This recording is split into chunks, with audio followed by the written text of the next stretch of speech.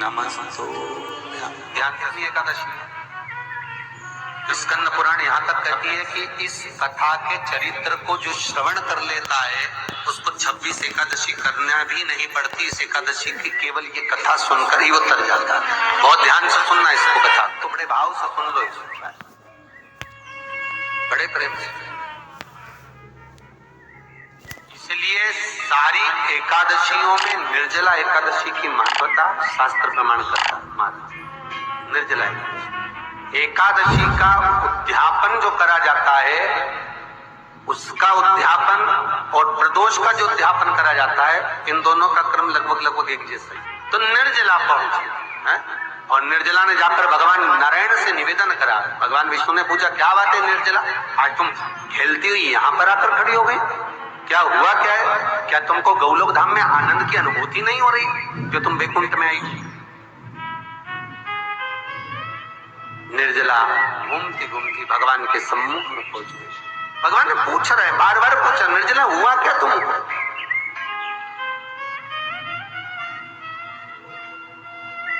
निर्जला, एकादशी, हुआ क्या है तुम?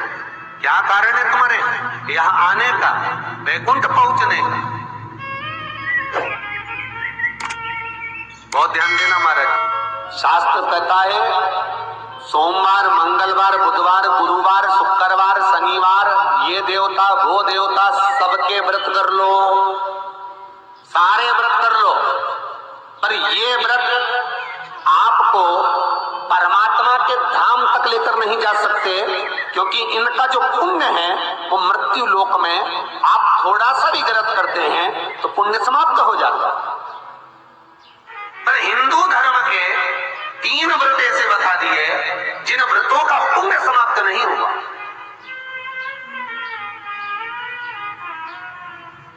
हिंदू धर्म के 3 व्रत ऐसे हो गए जिनका पुण्य समाप्त नहीं हुआ महाराज। क्यों? जिनका पुण्य प्रबलता में बढ़ता गया। पहले नंबर पर एकादशी, दूसरे नंबर पर प्रदोष और तीसरे नंबर पर शिवरात्रि। एकादशी भी 26 है तो प्रदोष भी जम के बोलते जाओ 26 है। शिवरात्रि केवल 12, केवल 12। और अगर अधिक मास की पड़ जावे तो ये 13, और अधिक की आए तो 13। तो यहाँ शास्त्र कह रहा है कि 3 व्रत हमारे यहाँ जिनका पुण्य समाप्त नहीं हुआ, जिनका पुण्य प्रबल हुआ, बड़ा, इसलिए आज भी माता एकादशी का व्रत करती है। और एकादशी का व्रत कर कर अगर कोई जीवात्मा को देते हैं, कोई मर भी गया तो उसको एकादशी का दान देते हैं। एकादशी का उसको दान दिया है। महाराज निर्जला खड़ी, पूछा क्यों आई, क्या कारण? निर्जला आई तब लक्ष्मी मैया उठकर निर्जला के करीब में गई। निर्जला बहुत सरल थी निर्जला। कहते हैं कामा एकादशी सबसे लंबी है। कौन सी एकादशी? कामा। फिर मोक्षदा उससे नीचे है महाराज। और निर्जला जो है बिल्कुल छोटा स्वरूप है। निर्जला का मतलब देखा जाए तो केवल 2 चोटी करी हुई है।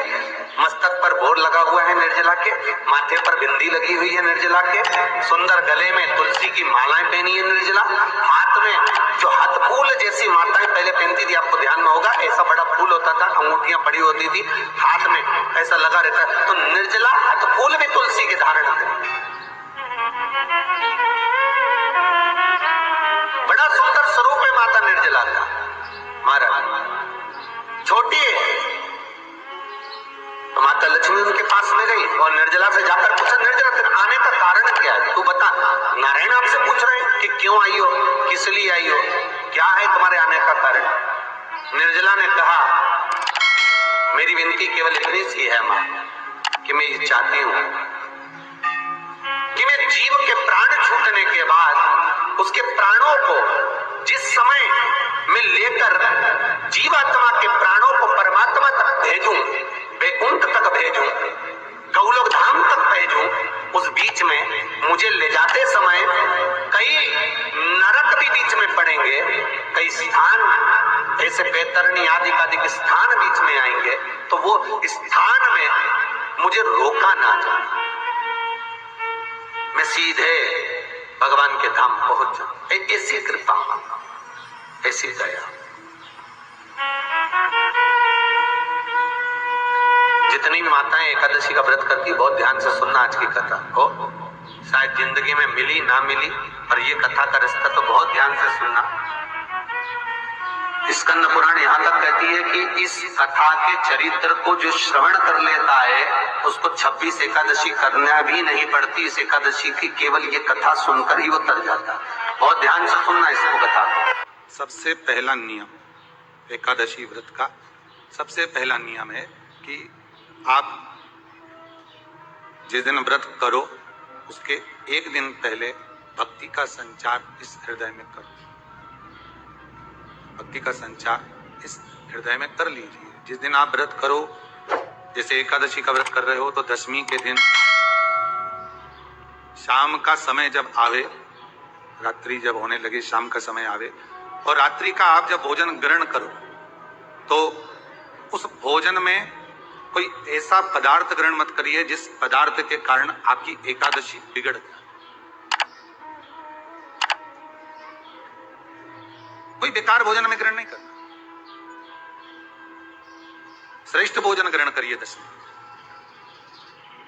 और एकादशी का दूसरा नियम बहुत ध्यान से सुनिएगा। जिस दिन आपकी एकादशी का व्रत हो उस दिन प्रयास करिएगा कि अपने हाथ से किसी भी वृक्ष की कोई पत्ती टूटे ना। अपने हाथ से किसी भी वृक्ष की, पौधे की, किसी भी वृक्ष की पत्ती अपने हाथ से ना टूटे। बहुत ध्यान दीजिएगा महाराज। एकादशी का ये दूसरा नियम है कि अपने हाथ से किसी पौधे की, किसी वृक्ष की, किसी डाली की कोई पत्ती टूटे, कोई पत्ती ना टूटे, इसका प्रयास करिए।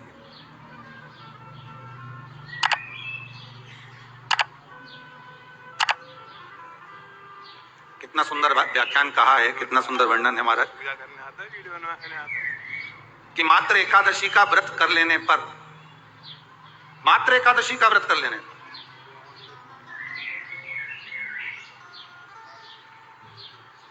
जो पूर्व में किया गया हमारा पाप कर्म है, हमने किसी जीव की हत्या करी है, हमने किसी को कष्ट प्रदान करा है, हमने किसी को अपशब्द कहा है, हमने किसी को ताने दिए, हमने किसी को आड़ा टेढ़ा कहा है, हमने किसी को गालियां दे दी है, मात्र एकादशी का व्रत ही कर लेने पर ये सारे जो दोष हैं वो समाप्त हो जाते हैं।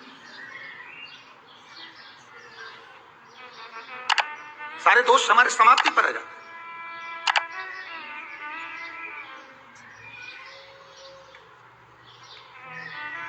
अब एक विचार करिएगा थोड़ा सा अपने मन में, अपने चित्त में, अपनी वृत्ति में एक बात उतारिएगा। एक अपने मन में एक बात को उतार कर रखिएगा कि आप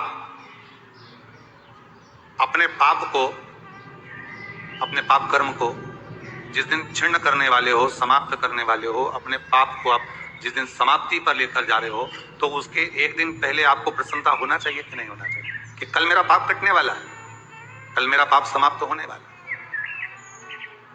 जो मैंने पाप कर्म करा है वो समाप्त होगा, जो मैंने पाप कर्म करा है वो कल समाप्त हो जाएगा। तो एक दिन पहले आपके चेहरे पर प्रसन्नता हो कि ना हो?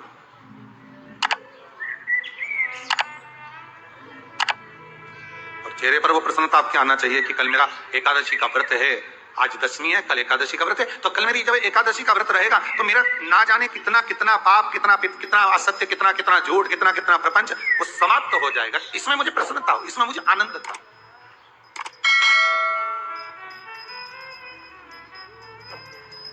तो क्या कहा गया कि प्रयास करिएगा कि एकादशी के दिन कोई वृक्ष की, कोई डाली की, कोई कोपल की कोई पत्ती ना तोड़ी जाए। क्यों? तो कहा अगर उस पत्ती को हम तोड़ देते हैं, वृक्ष की पत्ती को या क्यारे में लगी हुई कोई डाली की पत्ती को हम तोड़ देते हैं तो एकादशी का पुण्य फल प्राप्त नहीं होता, एकादशी का कोई फल हमारे खाते में नहीं जाता, पुण्य फल प्राप्त। अब फिर भले तुम चाहे तुमने मोरदन खाया हो, चाहे तुमने फिर चिप्स खाई हो, चाहे तुमने फिर व्रत का कितना ही सामान खा गए और तुमने सोचा कि आज मेरी एकादशी है, तो फिर उसका कोई फल प्राप्त नहीं, उसका कोई सुख प्राप्त नहीं रहे हैं वो भी श्रवण करें। एकादशी के दिन बन सके एक बेलपत्र, उस बेलपत्र के मध्य भाग में बीच वाली पत्ती पर लाल चंदन और दोनों पत्तियों पर पीला चंदन, नीचे वाली दोनों पत्तियों पर पीला चंदन, बीच वाली पत्ती पर लाल चंदन और दोनों पत्तियों पर पीला चंदन। और इसी बेलपत्र के साथ में जो लाल चंदन वाला जो पत्ती है उस पर एक श्वेत पुष्प, सफेद फूल रखकर आप अपनी कामना कर जब आपको जल चढ़ाते चढ़ाते 3 महीना, 4 महीना, 5 महीना, 6 महीना आपके हो जाए और बाबा देवाधिदेव महादेव को जल चढ़ाते चढ़ाते समय बीत जाए, तब बाबा से अपने दिल की बात कहने के लिए लाल चंदन, सफेद पुष्प, पीला चंदन दोनों पत्तियों पर अपने हाथ में लेकर कामना कर अशोक सुंदरी वाली जगह पर जब हम उसको समर्पित कर, अशोक सुंदरी वाली जगह पर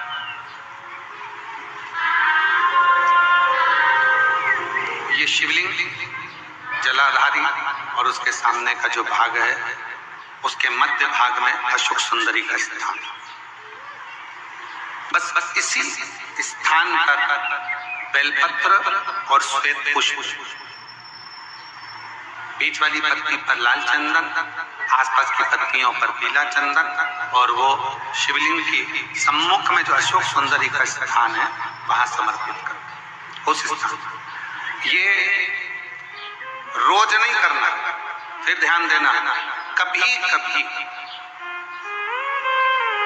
4-6 महीने निकल जाए, 8 महीने निकल जाए, 3 महीने निकल जाए, 5 महीने निकल जाए उस स्थान, और ये हमने एक बार नहीं बताया, इसको पहले भी वर्णन कर चुके। एकादशी के दिन गंगा के जल में मात्र 7 बेलपत्री डालकर जो नंदीश्वर भगवान अर्थात जो शंकर जी के शिवलिंग के सामने नंदी होता है, उस नंदी के चरण पर गंगा का जल चढ़ाकर बेलपत्री शिव पर समर्पित कर देता है, उसके घर में रुपया रुकना चालू हो जाता है। फिर वो गलत जगह पर नहीं जाता, गलत स्थान पर वो धन जाएगा ही नहीं।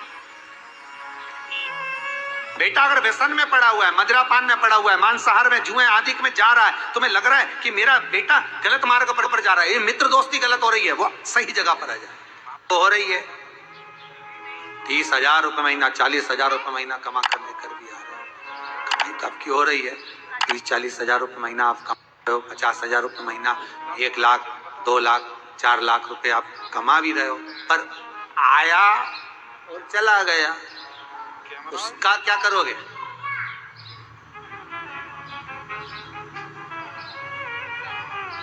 उसका करना क्या है? बहुत सुंदर संवाद है, ध्यान दीजिएगा। जिसके घर में कमाने वाले 2-4 हैं, पैसा तो आ रहा है और घर में टिक नहीं रहा, डॉक्टर में, पुलिस में, एक्सीडेंट आदि में, कहीं गलत जगह पर व्यसन में अगर पैसा जा रहा है, जुए में, मांसाहार, मदिरा पान, या कहीं आया पैसा आने में कमी नहीं, आ रहा है पर टिक नहीं रहा, रुक नहीं रहा, कोई मांगने आ गया, दे दिया, फिर वहां से अपने पास नहीं आ रहा, अपन कह रहे हैं भैया हमारा पैसा लौटा दो, नहीं आ रहा।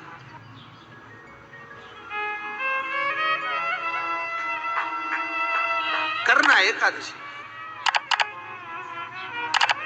कई लोग इसको धन के लिए भी करते हैं, संपदा के लिए, संपदा के लिए अर्थात जिसका व्यापार नहीं चलता, जिसके घर में पैसा नहीं आता, या नौकरी नहीं लग रही, या सर्विस नहीं लग रही, आप अप्लाई कर रहे हो, जगह जगह जाकर इंटरव्यू भी दे रहे हो और पैसा नहीं आता, तो उसके लिए भी प्रयास किया जाता है। पर उसके लिए यहाँ पर जो धन के लिए करते हैं, उसके लिए विष्णुपदी के लिए करते हैं। मतलब जैसे गंगा के जल में तुलसी के 11 पत्ते डाले जाते हैं। कितने पत्ते डालते हैं? 11 तुलसी के पत्ते डालते हैं, और उसको किसी भी नारायण के मंदिर में, राम कृष्ण शिव, शंकर नहीं, राम कृष्ण भगवान विष्णु, दत्त आदि जितने नारायण के मंदिर हैं, उस मंदिर में किसी भी पात्र में, एक छोटे से पात्र में उसको भर कर रखी जाते हैं महाराज। उससे भी जॉब, सर्विस, नौकरी में सफलता प्राप्त हो जाती है, परंतु वो भी एकादशी को ही होता है। कुछ देर तक पात्र को रखा जाता है, फिर वही पात्र का जल किसी भी वृक्ष के नीचे डाल दिया जाता है, उससे भी नौकरी के लिए फायदा मिलता है। गंगा का जल कोई साधारण नहीं। पैसा, धन ज्यादा आने लगे तो पत्नी को कहना चाहिए कि देखो थोड़ा बहुत मेरा मन है, शिव महापुराण की कथा हो जाए या फिर कहीं सत्कर्म में लग जाए, कहीं ब्राह्मण भोज, साधु भोज, सन्यासी भोज, गुरु जन में, संत जन में, साधु जन में, तपस्वी जन में कहीं लग जाए। ये धर्म पत्नी, जहां धर्म जुड़ा हुआ हो वो धर्म। महाराज, कुछ तिथियां होती हैं जिन तिथियों में अगर आप रोज गंगा का जल शंकर को नहीं चढ़ा सकते तो शिव महापुराण कथा कहती है, स्कंद पुराण कहती है, विष्णु पुराण कहती है, गर्ग संहिता कहती है, गीता पुरुष गोरखपुर का कल्याण का गंगा अंक कहता है कि कुछ तिथियां भारत की भूमि पर ऐसी वर्णित है जिन तिथियों में भी गंगा का जल हम शिव को अगर एक बूंद भी समर्पित कर रहे हैं, गंगा का जल मात्र एक आधी चम्मच भी, आचमन जितना भी अगर हम शिव को समर्पित कर रहे हैं तो उसका सुख आनंदित है। जैसे पंचमी तिथि, नवमी तिथि, दशमी तिथि, एकादशी, प्रदोष, पूर्णिमा, अमावस्या, ये तिथियां हमारे यहाँ जो दी गई हैं, इन तिथियों में अगर हम गंगा का मात्र थोड़ा सा जल भी अगर जल के पात्र में डालकर गंगा जी का जल थोड़ा सा भी शिव के पास लेकर जा रहे हैं तो ये एक भाव अपने भीतर होना चाहिए कि आप केवल गंगा का जल साधारण शिव मंदिर में समर्पित नहीं कर रहे हो, आप गंगा का जल भले अपने घर से लेकर जा रहे हो और थोड़ा सा भी जल ले जाकर अगर शिव को समर्पित कर रहे हो तो तुम्हारे भीतर ये भाव होना चाहिए कि मैं गंगोत्री से जल भरकर सीधे रामेश्वर में ले जाकर गंगा के जल को समर्पित कर रही हूँ। श्रावण के महीने में या अन्य महीने में आप शिव को समर्पित कर रहे हैं, ये आपके भीतर एक भाव उत्पन्न होना चाहिए। एक बात आपको कही थी गुरु महिमा में कि घर से जब निकला करो ना तो भगवान देव अधिदेव महादेव का नाम लेकर श्री शिवाय नमस्तुभ्यम। घर से जब निकलो, कोई कार्य के लिए जा रहे हो तो आप श्री शिवाय नमस्तुभ्यम का स्मरण कर कर जाइए। आप किसी काम के लिए आगे बढ़ रहे हो, श्री शिवाय नमस्तुभ्यम का स्मरण कर कर जाइए। जिस समय आपके मुख से श्री शिवाय नमस्तुभ्यम का स्मरण हो जाए या शिवलिंग का स्पर्श हो जाए या शंकर का अनुमोदन कर कर ओम नमः शिवाय बोलकर या राम बोलकर, कृष्ण बोलकर, शिव बोलकर, आपके भीतर जो रमा हुआ है, आप राम को मानते हैं आप राम को माने, हम मना नहीं करेंगे। आप कृष्ण को माने तो कृष्ण को माने, हम मना नहीं करेंगे। आपका दिल जिससे लगे, आपका चित्त वृत्ति जिससे लगे,